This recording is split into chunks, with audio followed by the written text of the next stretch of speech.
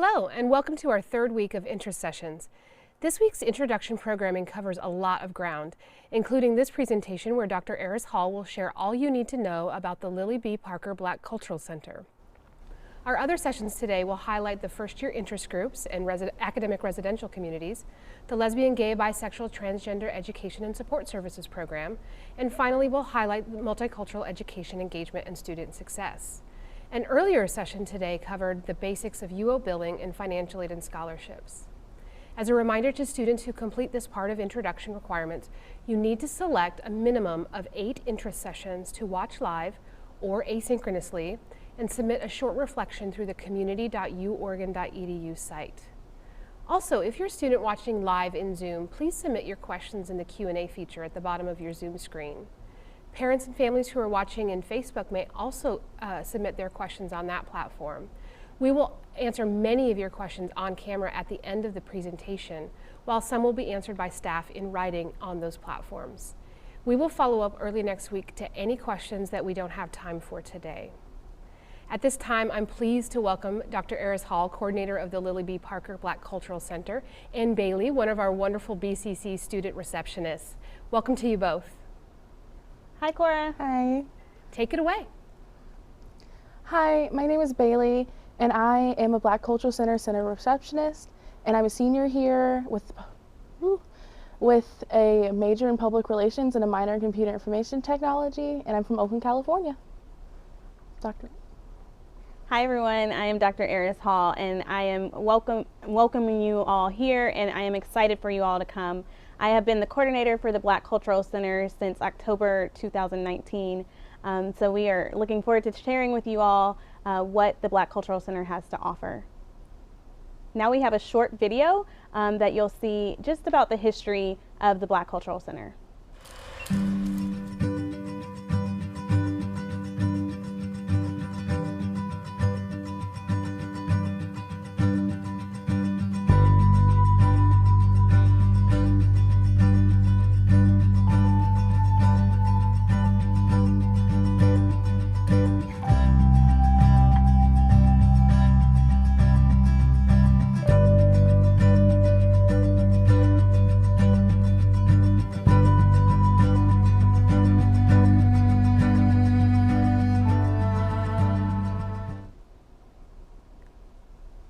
Again. So that was just a little bit about the Black Cultural Center, and I'm going to give you a little more information about the history of how we came to be since 2019. So the Black Cultural Center was a student demand that actually started in 1968 with the Black Student Union, and they offered us a variety of different demands, and one of them kind of spurred again in the fall of 2015 with the Black Student Task Force, who was formed an additional demands, with that being having a Black Cultural Center for students to have a hub to really have community with one another while they're at the University of Oregon. So in 2018, we had a group of donors and a group of students who really came together to break the ground that we are now a part of and have our community in. And so our building, which Bailey is going to talk to you about, is on 15th and Ballard here at the University of Oregon. And so we opened in October 12, 2019, the Lyllye Reynolds-Parker Black Cultural Center, who is named after a beloved member of the Eugene community as well as the University of Oregon community, and is an activist and is still here today actively pursuing social justice issues within our community. So Bailey, you want to talk about the Black Cultural Center and how Yeah, so on this picture we have another center receptionist. Her name is Bailey also. And we have Samir Dinkunin, who's also the Associated Students of University of Oregon Vice President. And so when you walk into the building, there's a center receptionist that's going to be on your right side. And normally we always have a smile on our face. We're super welcome to help you out. And you just sign in and have the free roam of the land pretty much. And then behind us, we have the resource room, which is filled with a library on one wall, just full of books that you can get to know all about Black culture and other cultures too. We don't discriminate against anybody here.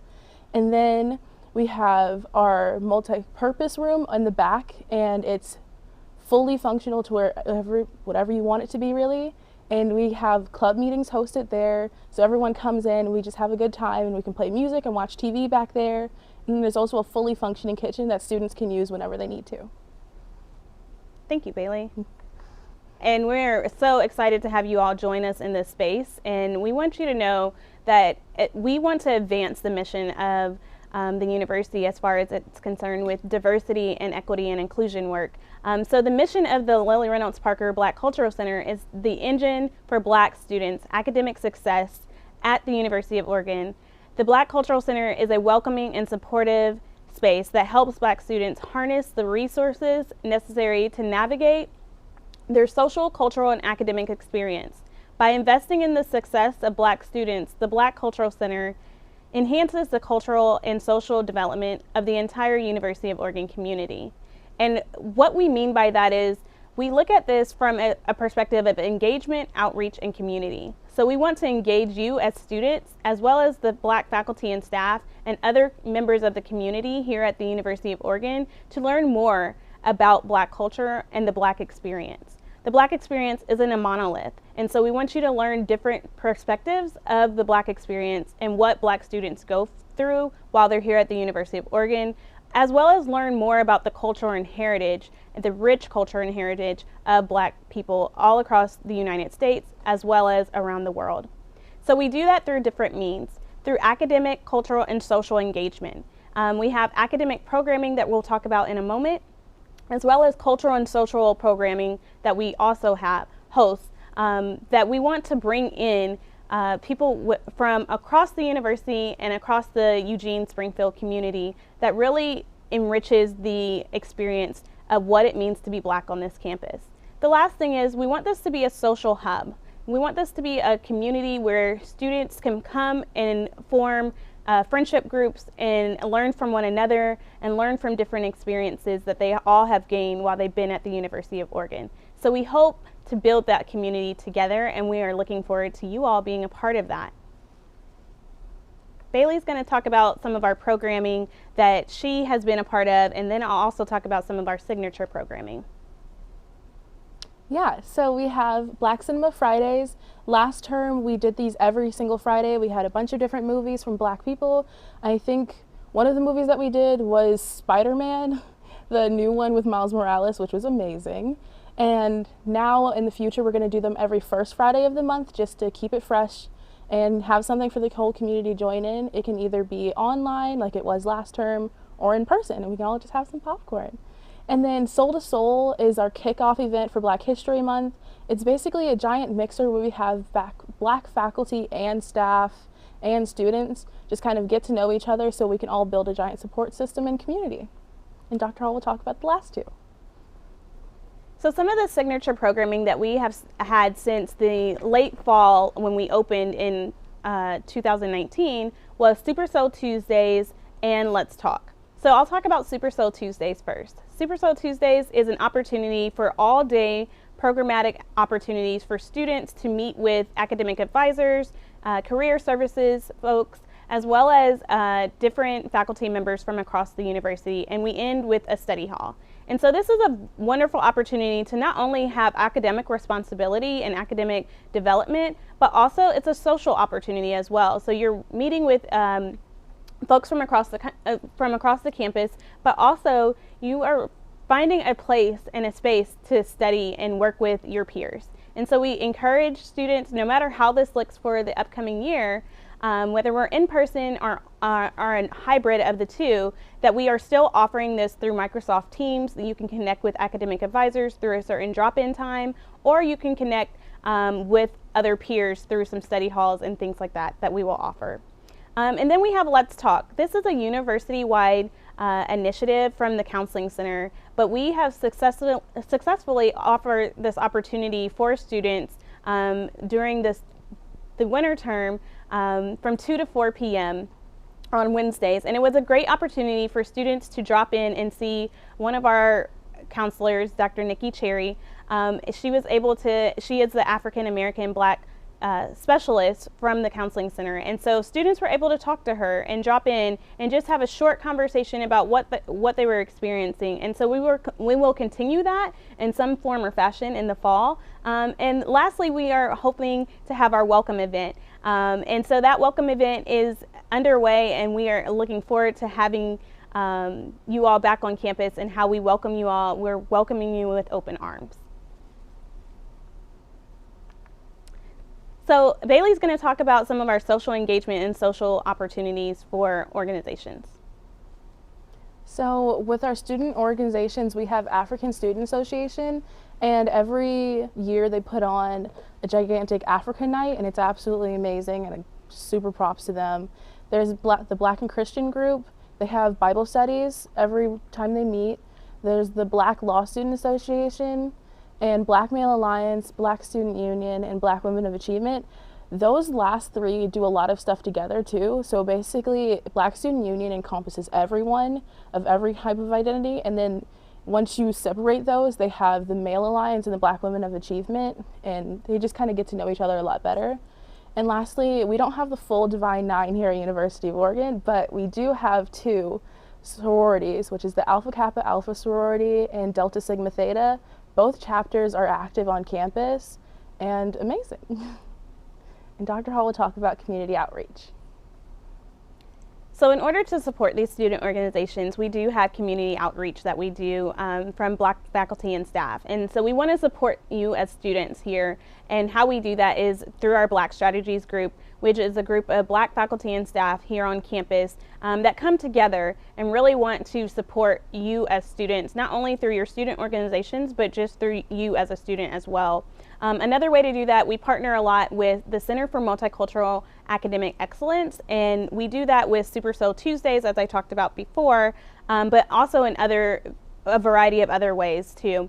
So we work together collaboratively with the University Counseling Center, CMAE, and many other programs and departments across the campus. And so we encourage you all to get involved, but not only with the campus involvement, but also within the community of Eugene. And so one way that we do that is partnering with the NAACP Lane County. And so that information is on your screen, but NAACPLaneCounty.org has a lot of information about how they work within the community and how they support the Black community here in Eugene.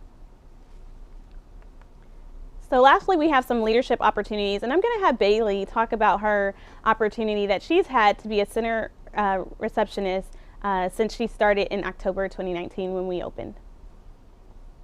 I have absolutely loved this job. This has probably been one of the best jobs I've ever had on campus, and I've had about 5 of them so far.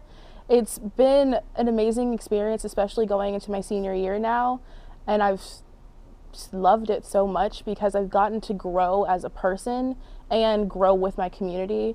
I've been able to reach out to a lot more people than I wouldn't have known before, just because I've been able to say, hey, every day, and be able to work with such amazing people, and especially Dr. Hall. She's done a lot for us, and I don't know where we would be without her. And she will talk about the rest of them. Bailey, you're trying to make me cry. Sorry. On camera. This was live, remember? Some of the other positions that we have besides center receptionist, which some of them will be work study positions and some of them are non-work study positions. So we give people the opportunity, whether you have work study or not. But then we have these new positions that will really focus in on some other outreach. And again, that was one of our 3 tiers that we have. So health and wellness lead. We'll focus on the health and wellness and healthy relationships, and also working with our counseling center, as well as food security. So that's one of them, as well as student outreach lead, which there are 2 of those. One that will focus on programming, so our signature programming events, such as Soul to Soul, and some of our other signature programs that we have coming up, as well as leadership. So this is a big one for me, as I have been in leadership development for a very long time now. And so helping to gain a partnership with the Holden Center for Leadership, as well as some other organizations, and helping to form more leadership opportunities, not only within the BCC, but also within our Black student organizations. And then we have events and public relations coordinator. That person will really focus in on how do we market our events, who is there at our events, who do we want to have, and things like that. Our graphics and social media designer, enough said that my staff has worked tirelessly with our Instagram, but there's so many of them, and so we want one particular voice with that, and so we're having a new person to develop our graphics and our social media. And so we're looking forward to that, and hopefully you will follow us on Instagram, and I'll give you that information a little bit later.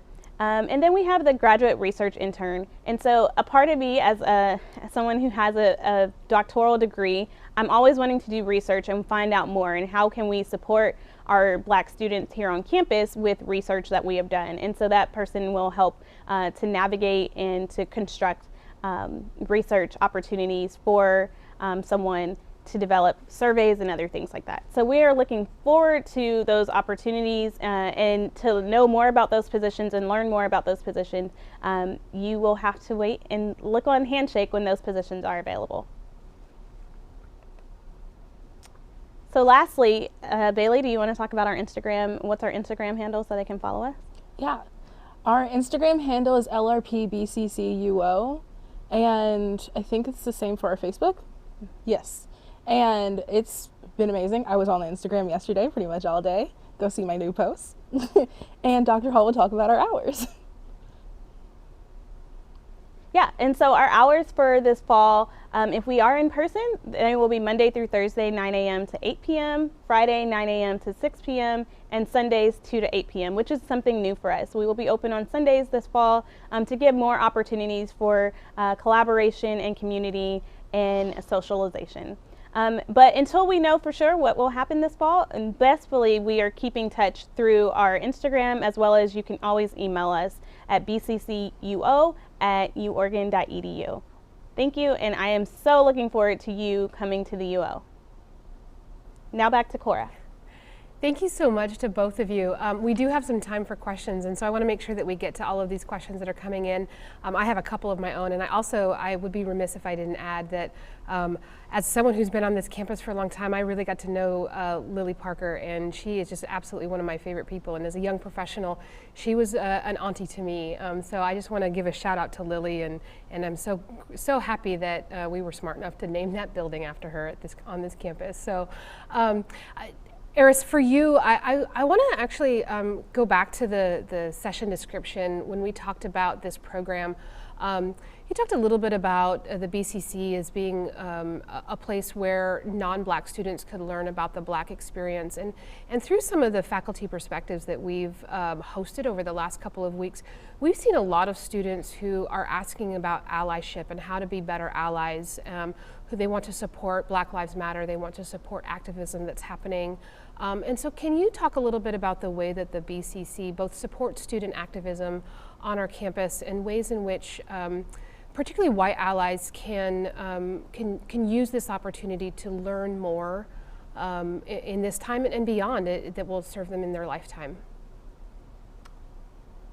Yes, so I think the wonderful thing about student activism, especially at the University of Oregon, is that you can almost fight for anything, and it's open and it's welcomed. And so I think that is one way the BCC is here to support students. I think giving it direction and helping to understand what you're fighting for. Mm-hmm. What are you really fighting for? What are your goals? And so that is one way that we can help with that. I think we've been having many conversations with the Holden Center as they are figuring out what they want to do and propose for some leadership opportunities. And so we're collaborating and having those conversations right now of how we can offer workshops and things like that. And so there will be more to come about those workshops through the Holden Center, but definitely knowing that there's feedback from myself and others who run our cultural centers across the campus. And then your next question was about white allyship. Yes. Correct? Yes. Our non-Black folks and their allyship, because I think that's important, right? And I think one thing that I have continuously said is, what are you doing once the hashtag stops trending? Yep. And so that is where I want people to really think about, what are you doing? What are you reading? How are you engaging with people that don't look like you, whether they're Black or other race and ethnicities? What are you doing to protect them and help them when you can?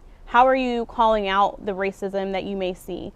So we want to continue to have people to learn and grow, and we understand that people are going to come from different backgrounds and different understandings and different perspectives, but it's also how do you challenge yourself with those differing perspectives. Thank you. I have another question for you about your work, and I know that your work is so critical to not only our campus, but I have a feeling that it's safe to say that your work is really important to so many of our students, and that you serve as a mentor to many of our students. Can you talk a little bit about what that means to you, and sort of some of the things that you've seen as you've mentored and led students through what has been a turbulent time and often a difficult experience sometimes being on a predominantly white campus? Yeah, I think for me, the biggest thing is in mentorship, it's allowing people to understand their humanity and where you're coming from. I think I have had the wonderful opportunity of having 10 student staff members this past academic year, where I really got to learn who they were. And also, I embraced who they were and their multiple identities. We've had multiple conversations about a couple of our staff members hold multiple identities, whether they're mixed race or they're international students or whatever. I encourage them to be their full self. And I think that is one thing when I say Black is not a monolith, or you hear that, we want people to embrace their full self. And so with my mentorship, I want you to embrace your full self as well as be authentic about who you are. And the powerful truth that you hold it within yourself, and how do you explain that and tell people who you are, and tell people also when you're hurting, because I think that needs to be said, and people need to be aware of what the small things, the microaggressions that happen, how are those affecting you? And so those are conversations that I think we've had, as well as just, other things of how I can connect the students to people that I know from across the country in their different fields, that I have partners with or that I'm friends with. And so that's another part of it too. It's not always the formal mentorship, but sometimes the informal. Thank you for that. I appreciate you indulging my own questions. One of the things that I want to make sure that we talk with you about is you mentioned the BCC UO email and the Instagram handle. Are there ways that students can sign up for email updates with you all? Is a simple email to you the best way to go, or how else can students make sure that they're getting regular updates from you all? Yeah, I'm going to let Bailey take this question. Thank you. Yeah, so on our website, through the Dean of Students, we have an actual thing where you can sign up for email newsletters. Sorry, my voice just decided to go away. And then you can also, since there's also receptionists constantly on our Instagram pretty much every day, if you just DM us through there, we're most likely going to answer you really quickly. And yeah, that's how to get best in touch with us. Perfect, thank you. Okay, so let's see, Kit wants to know, can you recommend any books to help us further educate ourselves on issues and discrimination that the Black community faces? It sounds like Kit's eager to be an ally and wants to know if you have any recommendations. Yeah, hi Kit. So there are plenty of recommendations, and actually if you go to our Instagram page, because we have a ton of partners, but one of the books particular that is on there in a resource guide that a wonderful woman produced, I think is White Fragility by Robin DiAngelo. There's also some other books. One book that I'm always been fond of since I read it in high school was Invisible Man. Although it's a fictional book, there's also real truth to it, and I think there's a lot of nonfiction in that, and that's by Ralph Ellison. It's one of my favorite books, and I think it gives you a different perspective in the lens that Ralph Ellison uses. So it's not necessarily an academic book, but I think it's a powerful book. And I think the last book that I would encourage to read, and I am really looking forward to, and she's probably going to kill me for this, is by Kim Johnson, who is a member of our community here at the University of Oregon. So I can't wait to get that book. It comes out on Tuesday. She's going to hurt me for this. But it's called This Is My America, and the reviews on it and the synopsis I've already read. So I cannot wait to get that book as another book for you all to read of someone who has experienced this life and understands it in a different way. And I think there's just a list, a podcast, and the 1619 Project, which was by the New York Times, but also is a podcast, and is a powerful podcast that I really have enjoyed. So there's many different ways, but if you go to our Instagram, we have a whole list under our Black Lives Matter highlight, and so you can find more information there. Thank you for that. Kim was on, she did one of the faculty perspectives a couple weeks ago, and so we talked that we teased her book a little bit, and so she may not kill you this time for mentioning it. So, but yeah, I would agree with you. I was really excited to read the notes about that book, and looking forward to being able to have a copy of my own, so that I can also share that with the young people in my life. So, okay, so I want to make sure that we get to this one. How do you believe the presence of the new BCC impacts the whole university community? And either of you can take that, or both. Yeah, I think I'll go, and then I'll let Bailey talk from the student perspective. But as a staff member, I think it challenges folks, right? You can't forget about those students. It makes you really think about them. I think it gives an opportunity to have more conversation in one space to have those conversations. Not that that's the only space, right? But I think my position allows me to have to reach out to so many people from across the campus to say, let's have these conversations. How can we collaborate? How can we challenge each other in our thinking and what we know? But from the student perspective, I would love to hear how it's been beneficial for Bailey. From a student perspective, it's been great. Having a place to just having a safe space is always nice, especially a space where you can just be yourself without any kind of judgment, or without anybody just staring at you as if you're different, has been amazing and has made my year and my experience here so much better. And then also just getting to have those conversations. And the B series also brought a speaker in who created the hashtag #OscarSoWhite, and she ended up coming to the BCC just to speak and teach us all of her knowledge and her story, which was amazing. Thank you. Eris, can you tell us a little bit more about the Provost Speaker Series? That was a question that came in, and want to make sure that we have some time to be able to talk a little bit more about that. You said the Provost Speaker Series? Yes, that was the question that came in. Is that the African American Speaker Series? Yes. Oh, okay. Yeah, so that is through the Division of Equity and Inclusion with a partnership with the President's Office. And so each year there are, I want to say 6 to 8 speakers that come throughout the year that are selected by a committee. And this past year we've had a couple of different speakers. We had one that I was able to attend who was the architect behind the Smithsonian National Museum for African American History, and she was phenomenal and talked about not only being an African American and doing architect all across the country, but also just what it means to be Black and an architect, right? And so we have different speakers throughout that series that come that have that focus. But there's also other speakers that we bring in through other departments and offices. Again, Nicole Hannah-Jones hopefully will be here as her, we had to, of course, cancel her due to COVID, but we're hoping to have her in the spring or winter terms to come back and talk about the 1619 project. So there's many different opportunities that we have. That's just one focus area that allows us to really focus in on those speakers. Thank you. Okay, so I want to make sure that we get to this next question.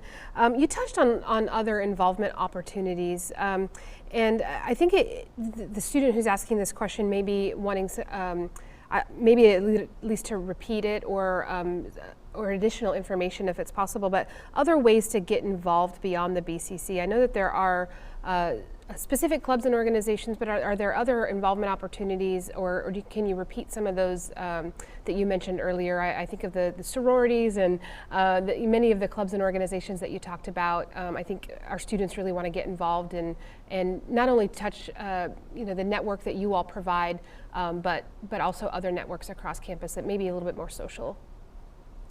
Yeah, there's many opportunities to get involved on campus.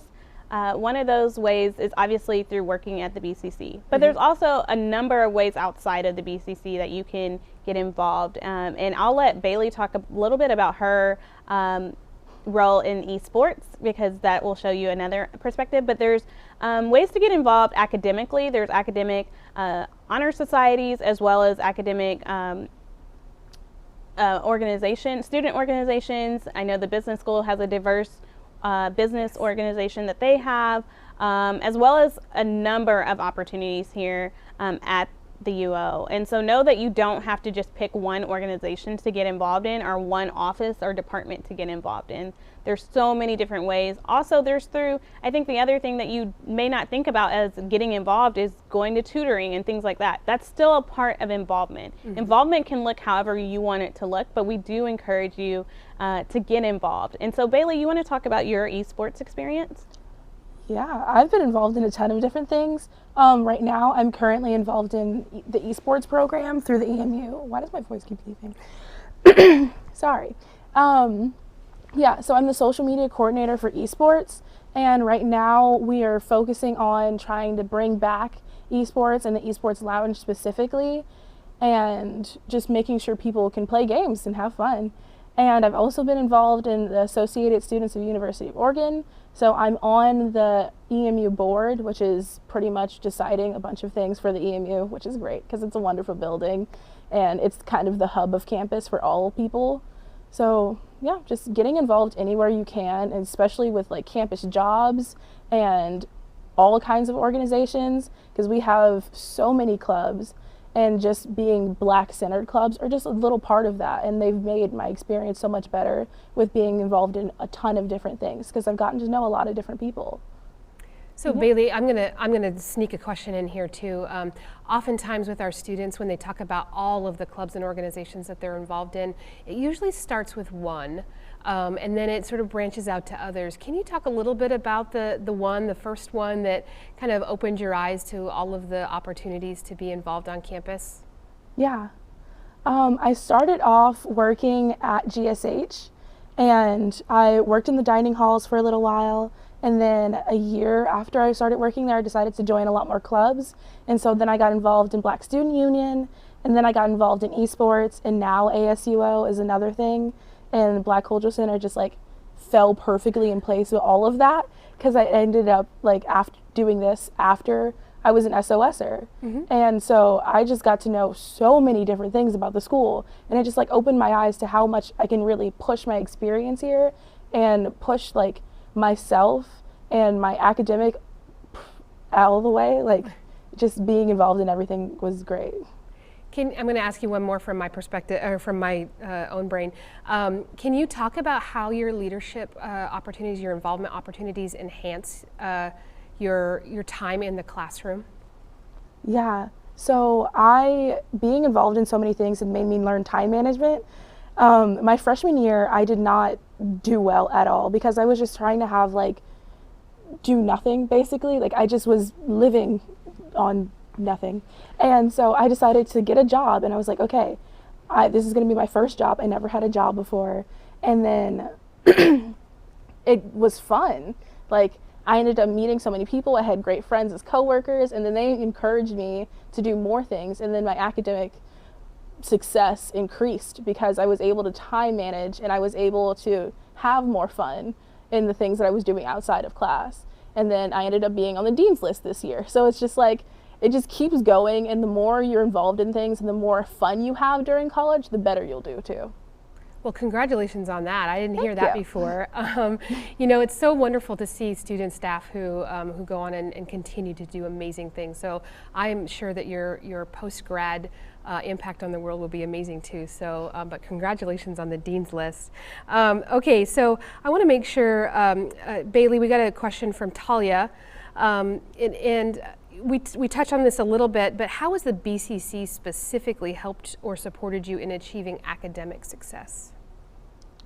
Well, when I first got here, I'm from Oakland, California, so I felt complete culture shock being here, and that partially was the reason why I didn't do so well freshman year, because I went into like a depressive episode. It was bad. And then being around more people of color and like more people who looked like me, I was able to succeed more because I felt better about myself and my place here in the university. So I was able to explore more, and I don't know why I keep losing this. The BCC really like brought that out, because my center assistants too, and all of the other receptionists there, we bonded extremely, and with Dr. Hall's help, like her as a mentor has pushed me to be the best me that I can be, and I've seen it in all of the other receptionists too. We've all like exceeded in a way, and just like being around people that look like you really does have an impact on how you do and how you feel about yourself entirely, especially your place in this world. And being at the BCC definitely like brought that out and increased my experience entirely. Thank you so much. Your experience certainly points to, well, certainly your resilience, but also just how important it is to connect to others on our campus, and to create that strong network. So thank you for sharing that. I want to make sure that we get to a couple more questions where we have time. This is for both of you, and I think you all can decide who starts. But your experience in both of this from both of you will be important. So what is one piece of advice or tip or trick that you would give to incoming Black students that they might not be able to find like that information on the website? There's always something, like some insider knowledge that that might be relevant to helping a student succeed or just feel really great about being on campus. So do you have anything that, like, our websites are chock full of information, but what's not there that you would tell a student is important to know? Bailey, you want to go first? Sure. I would tell them, do not give up.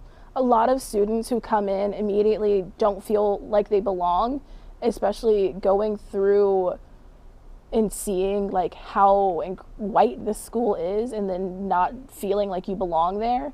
Do not give up. Just keep pushing it through, because I was ready to drop out after my freshman year. I was not doing well. I was about to be kicked out of school, and then I just kept pushing it through, and now here I am. So just be resilient. You got it.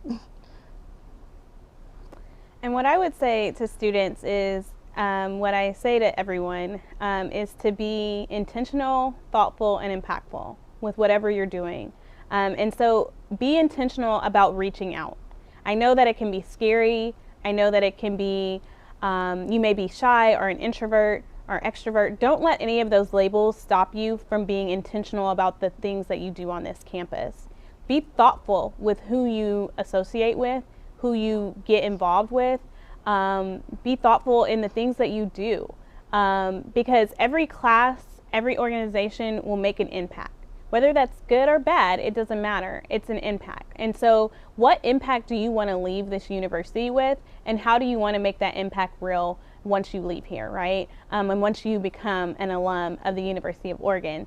So everything, when you do it with intention, do it with thought, and do it with impact, so that you can make the best decisions for you and be successful and thrive while you're here. Thank you. One of the last questions, and it's an excellent question because our next session is about figs and arcs. And if I remember correctly, Eris, you're involved in the Umoja arc, correct? Yes. Can you talk a little bit more about that for our students who are watching?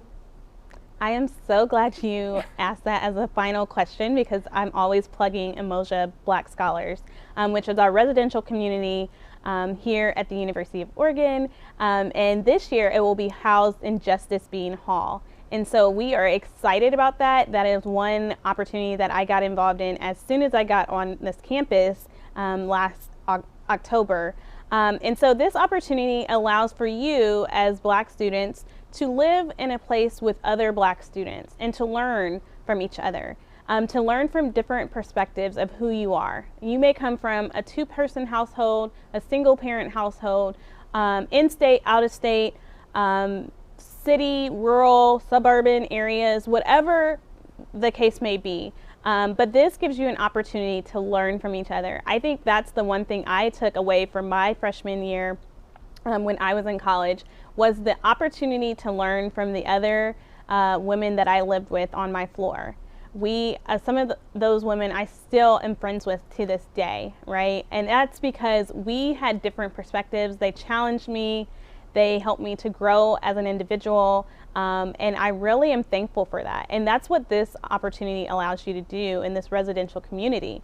You get to live with people who look like you when you're in a class, and when in many of your classes you're one of a couple, right? Or one are the only. And so this allows you to make connections, and we still have some spots left in that, so I'm going to plug that.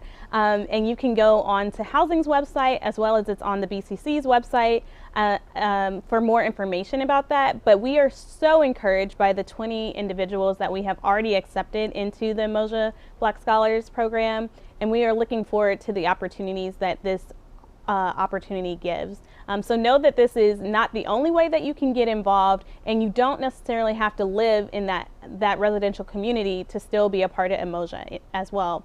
As it is adjacent to the BCC, we are so excited about the short distance that you will have from the BCC to Justice Bean Hall, and so this will give you an opportunity to find community not only on in your residence hall, but also in the BCC. Thank you for that. Okay, I'm going to sneak one more in because we have just a couple more minutes.